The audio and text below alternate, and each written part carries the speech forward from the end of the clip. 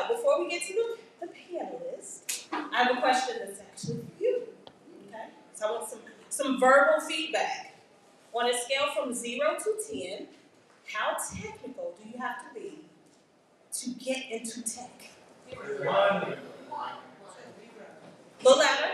0. 2. 0. Anything higher than 2? 5. Wave your hand. All right. So we're going to facilitate you during this entire conversation. Okay? All right. So we'll get to what it actually takes to get into tech as a project and a program manager.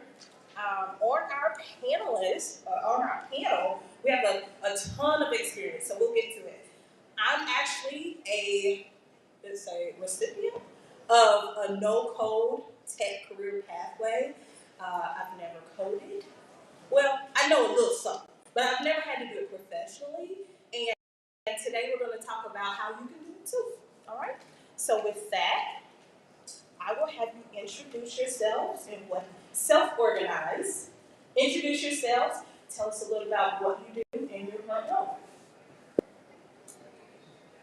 Hi, so I'm Cynthia, I go by Cindy, and I'm currently a project manager at Relativity, which is a legal software company. I'm a project manager in service strategy and project and portfolio management, so I do a lot of operations and I deal with a lot of our softwares internally. Hey everyone, Ryan Boyd, program manager at a company called Ad Hoc. It's a federal contractor based out of DC, also on a professional network called Diversitech. Good afternoon, everyone. My name is Priscille, and I'm currently a Scrum Master, but I used to work in the communication sector, and then I transitioned up until last year and working in EdTech. Hi, everyone. My name is Garrett Kiesz, and actually, I did the reverse. I'm a former engineer of 13 years at Intel, but now I'm a DEI program manager with Golden One Credit Union in California. So, a little bit of a journey for me. All right. And I am Amber Chandler. I am a agilist, or I'll just say I'm an agile coach, renewable energy company, and I also have a training company where I teach those who are aspiring to transition. I teach them how to do it without lying on their resume, without all the jargon. All right, so let's start with you, Garrett. Briefly sum up what a no-code or non-tech pathway actually is. So there's actually a lot of pathways. I've known a number of brilliant people throughout the years, a lot of them in the social impact, corporate social responsibility space, but even just project and program management. We need everybody when you're talking about these major tech corporations with hundreds, literally 100,000 employees. You need all kinds of support. So there are so many pathways to get into tech. And actually my favorite one is DEI, diversity, equity, and inclusion. That's how I started out. Over at Intel, I made a transition into that space because it was a passion of mine, stuck with it, and it's been great ever since. So there's really no limit to it. All right, and what are some types of roles that are considered non-tech but are actually in tech? Okay, we're still sticking with me? Yeah. Cool. Okay, so as I mentioned earlier, corporate social responsibility. So it's what are we doing in the community? How does our corporation look? What is our company doing to make an impact on the planet and people? Again, that is a great one. That's really a very non-technical role, but every technical company needs it, and you're actually really seeing a shift towards there. Also, just general program and project management. I mean, it's my first manager at Intel called it herding the cats. It's how do we get people together? How do we lead teams? How do we get these projects done? And in looking at many recs that most corporations have, we need non-technical individuals to come and help the engineers help us achieve our outcomes and do our best work. Perfect. Thank you for mentioning project management, because that is a perfect segue to the next question. So Garrett, this is for you. I just need you to briefly sum up what project management is. What is project management? Actually, no, that's for Ryaan. Yeah. Sorry. Garrett, you didn't agree. I know, everybody's Okay, I'll do it. So project management, I would say, is, without saying project management, you're just trying to deliver a solution. you're trying to do that in a way that makes sense for the client, but also makes sense for your team, and that you're building something impactful. Yeah, 100%. And then another thing I want to mention, a lot of times when I speak to people who are interested in transitioning, they're like, I've never done project management. And I'm like, oh, you haven't? I'm like, walk me through your day. And then just the very thought of you getting the kids ready, right? You packed their lunch last night because you knew that was a dependency for you to have a great morning, right? Right? So project management is not this big scary thing. It's something that you need to deliver in a succinct way that everybody is happy. That at the end of this project, there is value and we can appreciate it, okay? So I have to sum up project management. It's something that you're creating that's unique and that you can hand it over. Simple as that, okay? All right, so this question is for all of you, and I will not challenge you to self-organize this time. We will start with Cynthia. What inspired you to pursue a career in project management? How did you get started? Well, yeah, to keep it brief, and to your point, I looked through my life and I was like, cool, what am I good at? I'm the oldest daughter, I'm a mom. And it's like, I coordinate things all the time. My stakeholders are my entire family all the time. And, you know, like if you're that person where you take a trip with friends, that's me, and I'm looking for all the things to do, and I'm creating the itinerary, and you have to deal with budgets, and you have to deal with personalities, that's literally what project management is. And so I was like, cool, this is a career. Like what I do normally and what I'm already wired to do, I can get paid for. And so now essentially that's what I do. And instead I help drive results for, you know, this organization in a global capacity, and I work with teams, you know, in Poland, in Hong Kong, in Australia. And for me, it was just like, you get to see so many different facets of the organization. So like, you work with success, you work with support, you work with engineers. And I just really wanted that visibility into like, where can I pick from here? And so I got into project management, and that's it. Thank you, Cynthia. Before you go, Ryaan, if you're taking notes, she mentioned a really powerful word, coordinate, okay? So if you're taking notes, write that down and put a star next to it and highlight it. Coordinate. If you have a current role, you're interested in project management, you're interested in transition, right? Look throughout your day. Are you coordinating anything? You might be a good candidate for project management. Okay? Ryaan, you're next. What inspired you? Yeah,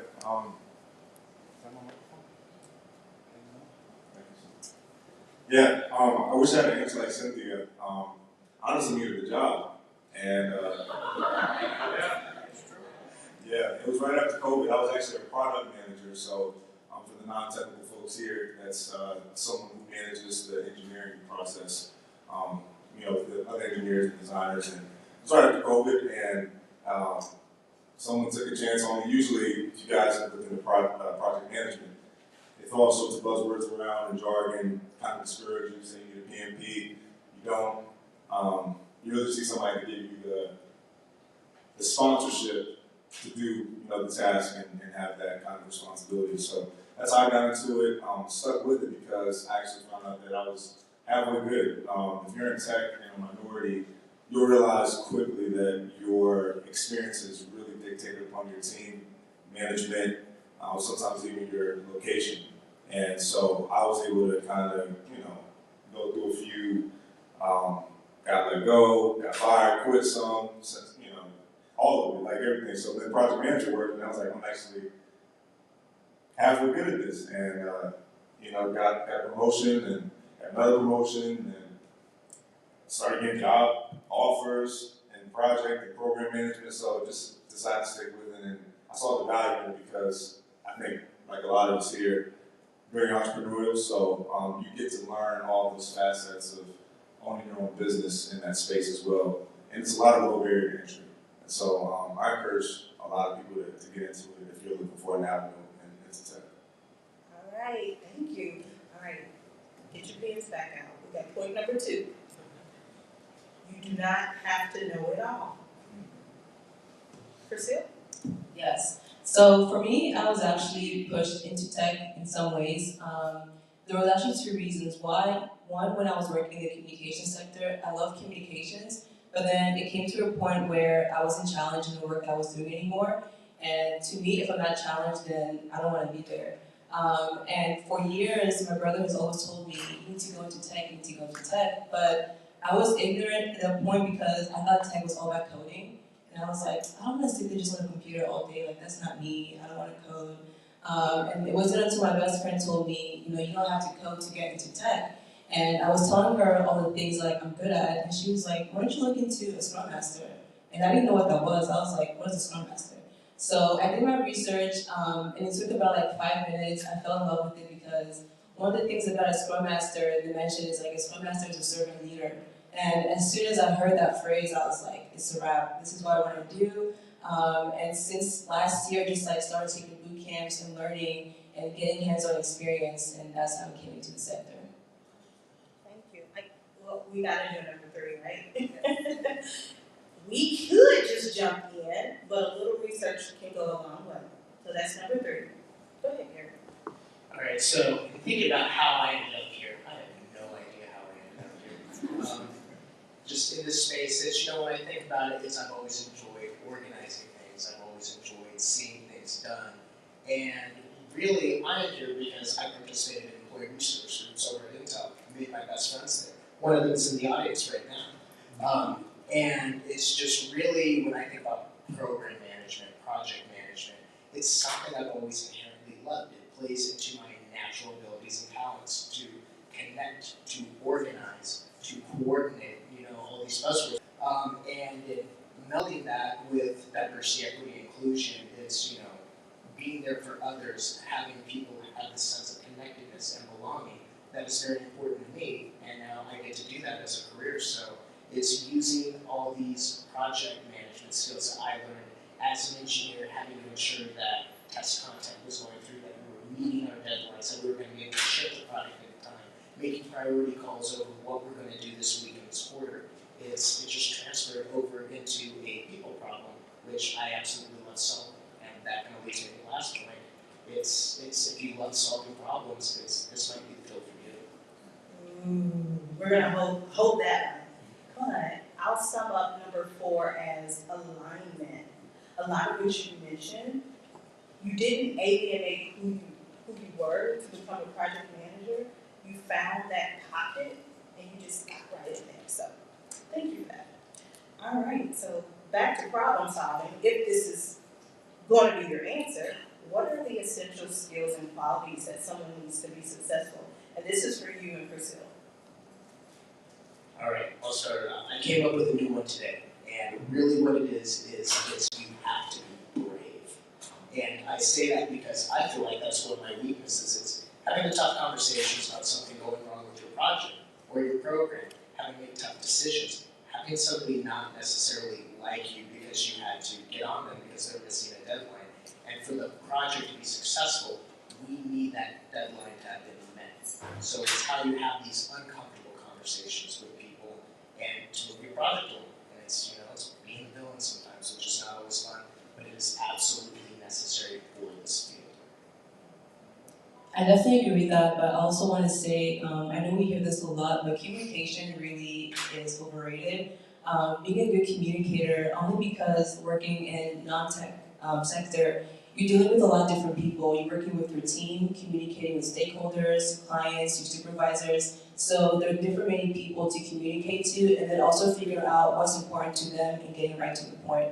Another thing I also like to say, which I've also learned the hard way, is being assertive. That's definitely going to make you very successful as a project manager, program manager, or Scrum Master, because sometimes you might have a plan for you and your team, but a stakeholder comes along and say, hey, I need this to change. So sometimes you really have to stand your ground to protect you and your team to keep the project moving along the same way that you want it to. So definitely being assertive in the beginning is going to help you be successful. Perfect. So I heard brave, assertive, and communication. And of course, I believe problem solving and process improvements too, right? All right, so Ryaan and Cynthia, this is for you. So we got a 5 in the back that says from your perspective, how technical do we actually have to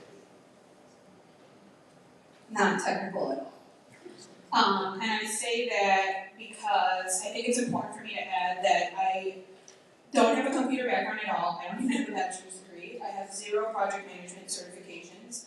And for me, it's really just like that internal drive to be curious, I think, and that's really, you just have to know how to ask the right questions, because that's what being a project manager is. It's like thinking ahead, you know, like you think about risk, like what's gonna happen, well what if this, what if that, and you have to be that person who's, once again, brave enough to ask those questions, to challenge people, to like come up with that solution. But the technical part, I think, plays a very little part in actual project management. It's more along the lines of your thought process. How logical are you? How analytical are you? How do you think? The other thing that I think is really important is emotional intelligence. One thing that I really had to get over as a project manager was taking everything personally. And it's to that, like, it sucks when somebody's upset, or it sucks when you ask someone, you know, for something and they're kind of like taking it out on you. And I think that I had to learn how to not internalize that, or how to not like hold me, you know, like I did something. And so I think it's really a combination of just your articulation, your communication, your emotional intelligence. It's the way that you connect with other people. So if you're a very people-focused person, if you like connecting, not necessarily like extroverted, but if you like that interaction, then that's really what you need. You just gotta be able to talk to people, to get them to do what they need to do, and to also to trust them. Yeah, I agree with Cynthia on that one. A good analogy, really, if anyone here has ever been on a date before, when you do that kind of, maybe it's just whatever, you do that kind of little pre-stalk before you meet that person, and you get on the coffee date, and then you know, oh my gosh, you know, I like, what's the popular show out there? I like Snowfall too, and you never have seen Snowfall. Right. It's kind of like that. When you get into these technical rooms, engineers, of course, will start talking really technical, and you just have to know just enough to be dangerous. Just gotta know just enough to understand and say, let me just escalate that, or let me get back to you on that. Or you can come and just say a quick buzzword, and then everybody's quiet. It's crazy. It's the realest thing. And this is from the biggest companies to the smallest ones. And so I just always try to encourage people, don't feel like you have to know all the answers. Nobody does this. Even engineers, they're researching a lot. A lot of this stuff is automated. You need to know where to find a solution and who to escalate to. And your job at the program and project level is to really know how to communicate that, facilitate that, and get out of their way, right? Your job is to really make sure that the team is working smoothly. And the way you do that, you encourage ownership, you encourage open communication, and you just try to be a decent person. So. Oh, that was so good. Oh, that was so good. All right, so if you're taking notes, I have a quick acronym for you. It's called PAID. How to get paid in project management when you don't know it all. Okay? So there is a awareness, that's the A in PAID. There are some things you need to ignore, and there are some things you need to deep dive on. I forgot the P. What's the P, y'all? I'll come back. I'll get back to y'all on the P. It's been a while. So the next question is, so I'll repeat that. There's awareness. Huh? Oh, thank you. It's one of my mentees up here. There are some things that you have to have proficiency in. Some things that you only need a general awareness in. Some things you can ignore. Like Ryaan said, it's just a buzzword. They just saying it don't mean much, okay? Then there are some things you do have to do a deep dive on, okay? So this next question is for you, Garrett. We're gonna turn the ship just a little bit. You're our DEI Swede. What role does diversity play in project and program management? Well, I better know this one. So in thinking about it, it's obviously from a business standpoint, diversity creates a better product, especially if you're looking at something like AI. It's been proven that homogeneous teams where everybody looks very similar will inherently create bias in the technology. So again, that's an easy one. But just in everything, it's diverse opinions. I even experienced an issue when building out my program back at Intel, it's because we had a diverse group of people working on this. Somebody saw something that was specifically with our marketing that they caught. It was a visual error that could have been misinterpreted, and that would have cost us, several tens of thousands of dollars had a customer or client see that. And so having that diverse set of eyes is really imperative to have. So that's just from the technical standpoint, but just from the human element, it's in thinking about my projects and everything I'm doing, it's how can I elevate somebody else? How can I create opportunity for somebody? How can I bring somebody else to the table? And it's providing that opportunity, it's making sure your teams are diverse, however you can do that. And really, it's when you're thinking of DE&I, it's you have to have it baked into everything. So when you inherently are doing things right, and to that spirit, you will have an inclusive team, you will have a better product, you will be doing what is right. Yeah, I like that. And then too, in tech, we are a global industry. Like, I don't even know if industry is the right word, but we come across people with so many different accents, ways of working, how they communicate. And so diversity, even if it's baked in, as project managers, we have to take control of our assumptions and our biases, and we have to actually be the change. Because in order to Cynthia's point, to get a project done, if we don't have that locked down, where we know how to talk to everybody on our team and facilitate, the completion of deliverables, oh, we're in trouble. So thank you for mentioning that diversity has to be baked in, but that we also, have the responsibility to make sure we, magnify it, amplify it, okay? So this message, or this question is for Cynthia and Priscille. What are some of the biggest challenges that you faced in your role? How did you overcome them? That's a good question. The first thing that comes to mind definitely has to be with the team or the organization adopting a certain framework. So for example, Scrum falls under Agile, right? And there's different ways of doing Agile. There's waterfall. So that's actually one of the biggest things biggest challenges that I faced was having people to, in a way, drop waterfall and drop what they're used to. This is just how things are done, and this is what's working. But in a way also adopting a new way of working. And I found through trial and error, forcing people or just telling people this is what we're going to do now does not work at all. One of the biggest things that I've seen that works is actually helping people adopt agile mindset. Because once you have the mindset done, all the different things are going to follow after, right? So during sprint planning or sprint retrospective, and seeing the importance really of having the project and the team being transparent through all the different places of the project. So that was one of the biggest things that I faced, was having people to adopt a new way of working.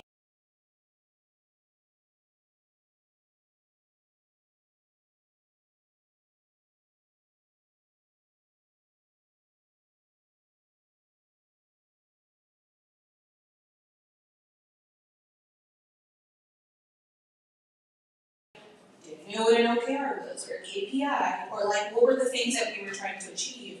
And not only that, but coming from non-technical, I had no background in Jira and coding and Salesforce. And there's so many people out there who are admins and they're architects and they know all of these things. And so aside from trying to catch up with the project management knowledge, I was catching up with organizational knowledge and also industry knowledge. So aside from technology, it's legal technology. So now I have to know this whole industry of e-discovery. And what does that mean? And it's very new. And so I would say that if anybody looking at transitioning to project management, the number one thing is give yourself grace, because for the first 9 months, and my manager was very honest with me about this, they were like, you're not gonna know what's going on. It's just a whole new world. There's so many acronyms. They mean multiple things. A CTA could be 3 different things, especially in tech, because different softwares have different acronyms for everything. And so for me, it was really giving myself the time, and I think anybody who's inept to project management, you get on quick. You're able to learn things, and that was the most frustrating part for me, was that I was not learning things fast, because it's a lot, and there's just a lot that goes into it that I needed to learn about other teams and how they work. What are the processes in the company right now? What are the things that I'm trying to fix? And getting into tech, I work for a company it's not a corporation, they're not an IPO yet, they're still kind of startup-y, and you're changing with them. And so like for me, every 2 quarters is changing who we are. And for me, that's difficult, because I don't live in the I've never been in the corporate world at this extent. I don't know business. And so it's a challenge, but it's also, I guess, good that you're constantly learning. And I think that's how tech is in general. It's like, you need to learn every single day. There's something to innovate on, something changes, a process is updated. And it's just being able to be comfortable with the fact that, like, you will not know everything, which is really hard for me. Ooh, you will not know everything. Okay, Garrett, I have a question for you. Because you used to be an engineer, a doer, right? You were doing the stuff in the project plan. And we know project managers, we're not the doers. We're the facilitators. We are the strategic, answer people. We have the answer sometimes, right? I want to hear about your challenges of transitioning from a doer role to a facilitator role. And thinking about it, so when I was applying to go to this new role, I was asked, I did a big role actually with our diversity and inclusion partners over at Intel, because I wanted to get more tangible project management experience. So my history is I've been in graphics hardware engineering forever. It's what I did. And it was pushing through test content, it was doing test planning, it was ensuring that we had the right resources to run our tests. So when I really think about it, I've been doing project management and managing this test program for years, but I didn't have that official skill set. I wasn't a project manager, I was just an engineer. So during that transition, I took the gig role, got a bit of experience, they brought me on, and now I've been doing this ever since. And when I think about it, I love it. It plays to my natural abilities, so it hasn't been as difficult. But for somebody else doing the transition, it might be a little more difficult, where it's like, hey, I'm not directly responsible for what I'm doing. I'm not pushing out these deliverables. I'm having to manage everybody else's deliverables. That can be difficult, that can be a challenge, and that may need to be an area of focus for you. Area of focus, all right. So to the 5 in the room, where are we right now? Okay, all right. I think we can pack up and leave. All right, so I think we're doing okay on time. We go to 3:30, right? Okay, cool. All right, so we'll answer some questions that came in through the app. So you weren't prepped for this? Sorry. All right. Are the principles of project management the same regardless of the industry? All right, I'm going to say yes, because everybody looked at me.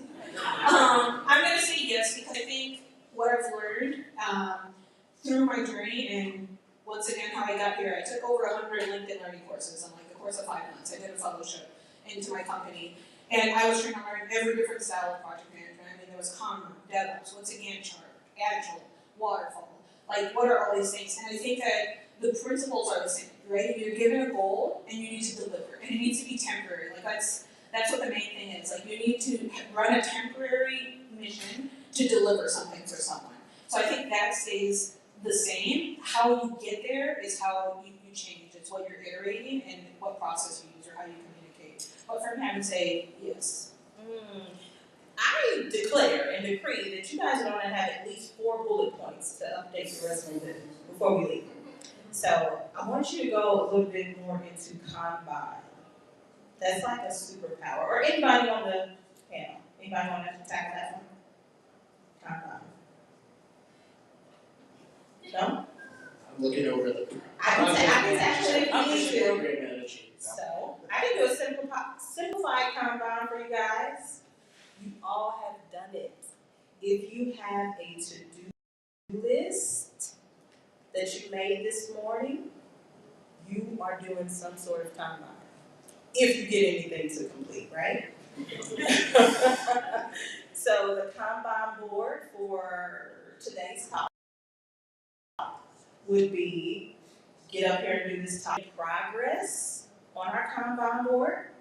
And when we leave the stage, we're going to mark it done. That is a Kanban project, okay? So I want you guys to evaluate those types of things that you do throughout your day that may not seem project managing, but they're definitely aligned, okay? So Kanban, it's like tomato. Sometimes it's Kanban, sometimes it's Kanban, okay?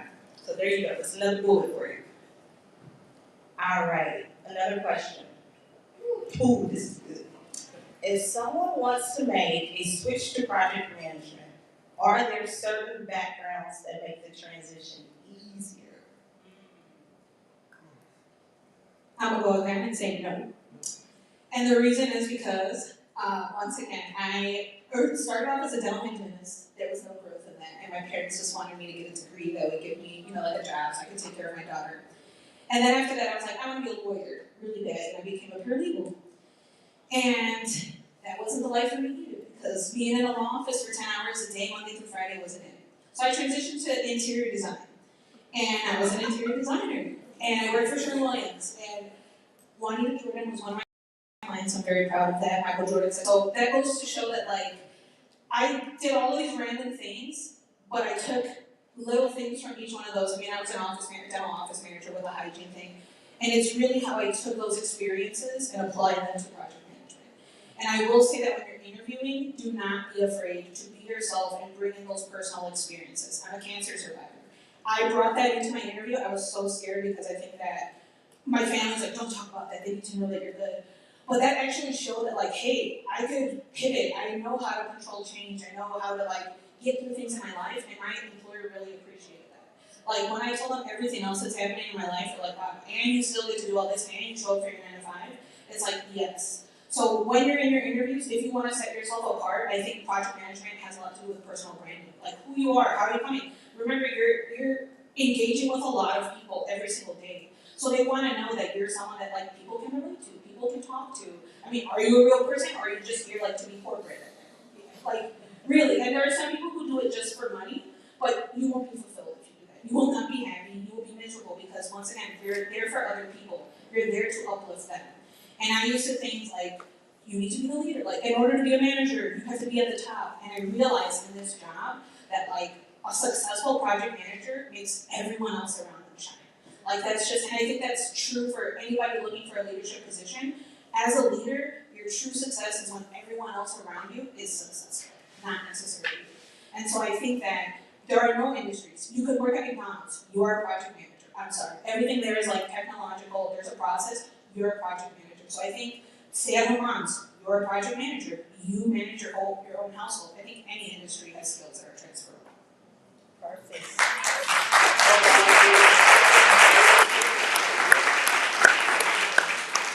So we've talked a lot about project management today. Priscille, I'm going to defer to you so we can learn a little bit more about Scrum.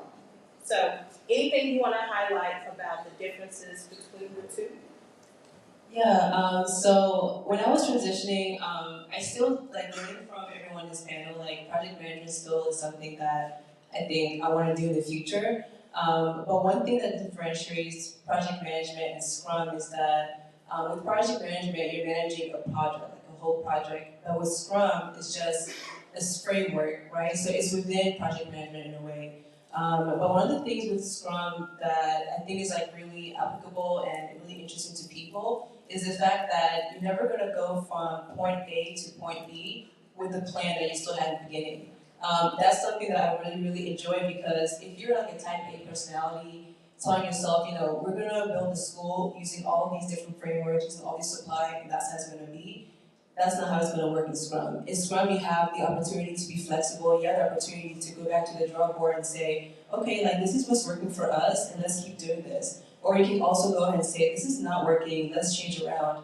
And then also with Scrum too is that you actually work with a bigger team than you realize. So not only are you working with the developers and the product owners, but then also the clients have a say in the projects. I think that's really cool too, coming together with not only your team, but also the people that this product is going to be given to, the people that are actually going to use it, they have a say-so in how the whole process goes. So I think that's also something that's really favorable working with Scrum. Right. Ooh, I love that you said that. They have a say in the process. When we first got started, I mentioned self-organizing. I introduced myself as an agile coach, and that's what we do. We make sure the teams can self-organize and they can actually perform their roles without us there, right? If we have to take a PTO day and we don't have a backup, our success is based on how well the team can function without us right there over them, hovering, right? Like you said earlier, Ryaan, empowering the team, right? Facilitating that completion, but empowering them. So, I think we're doing okay on time. So, one more question. This is for you, Ryaan, because you mentioned it, so you got to stand 10 toes there. How important is it to have the PMP or other certs? Is it more valuable to have certifications or valuable experience? Yeah, I'm really passionate about this one because this was a huge barrier to entry for me. And I see a lot of people just get discouraged because they don't have which certification. Like, one of the biggest things you'll hear from people who want to get into tech is like, I just need to go get certified. Or I need to go study cybersecurity, you know, and because that's just what we hear. And especially with project management, yeah, back in the day, you did technically have to have a PMP, and that's ran by its own institution. And then when you start combining that with like the educational system, how you got to kind of go into debt to make income, it's the same thing with the PMP stuff. It's become, I think in its genesis, yeah, you know, you had to kind of know the lay of the land, and PMP, if you ever tried to take it, or for those who have it, it goes into real estate, goes into technical, it keeps it general, and so it's not as applicable when it comes to the software space. So regarding certifications, and I'll give you two that I think are really important for project management. If you don't have any experience, and this means like no degree, complete new career switcher. I would say the Salesforce one. There's a Salesforce admin. You can take those courses and go into it sometimes for free. You can learn a lot with something called Trailhead, and that's a really good one. And you can make a decent size income coming in from that. I think, if I recall correctly, I think they were doing between 80 to 90 just with that certification alone with admin. And then the other one, I would say, would try to find some sort of Google certification. Google is massive, and for those who know people who work at Google, they kind of do things their own way. They use Gmail, they use their own, Google Suites, and so like when you think of the tools of project management, Monday.com or Trello or Atlassian, Confluence, I'm naming all sorts of tools, but Google, which kind of goes into Cynthia's point, you're kind of already doing it. They have their own thing that they do, and that's considered the gold standard of the industry. So you coming from a Google certification versus, another third-party certification, the Google one is going to hold more weight, even though it's not going to be as applicable in your new role. And so I say all that to say, you really just kind of got to get in. I mean, really where you fit in, and the YouTube videos, they still work. I do interviews, and I interview people that come into project management, and I kid you not, I'm just going to do it. Can I do a quick story? All right, so there was this person, this is a Diversitech conference, so she was not the most diverse candidate. And she didn't say really diverse things either. And she was interviewing for the project manager position, no PMP, nothing. She was coming from retail. Her daughter was graduating high school, and that's fine, but she said something, we came to a diversity question, and for obvious reasons, I don't like asking the diversity question. I just don't, I let somebody else ask it. And they said, what makes you, how do you facilitate diversity on your teams?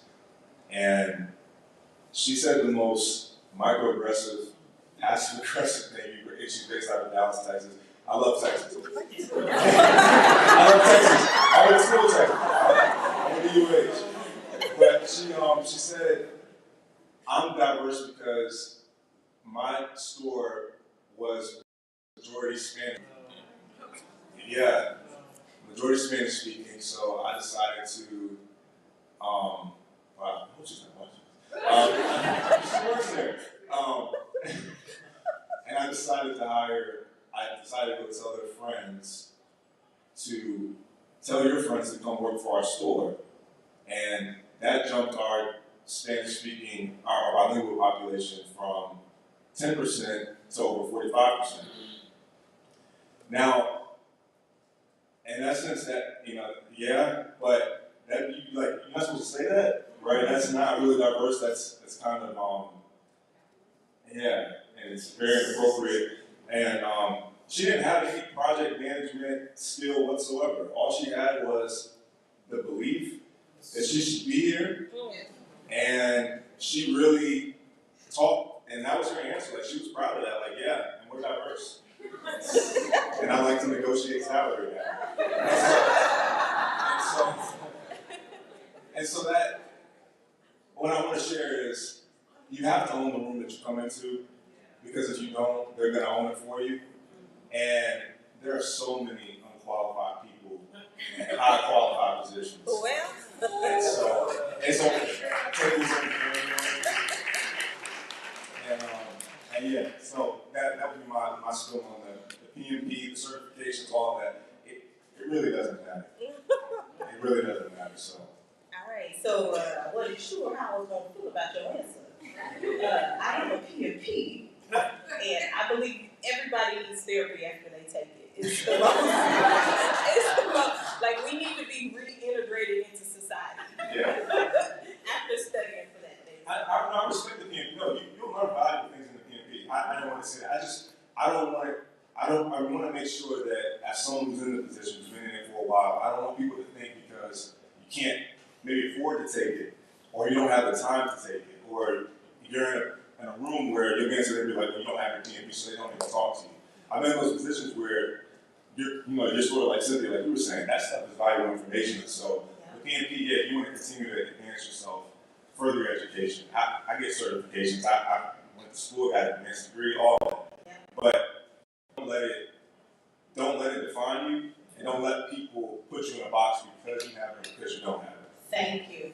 And I will say I had probably 6 or 7 years of project management experience before I even got my PMP. So he's spot on. So we are at time. Thank you so much for your attentiveness. Hopefully you learned something. Hopefully you know something with your resume. Thank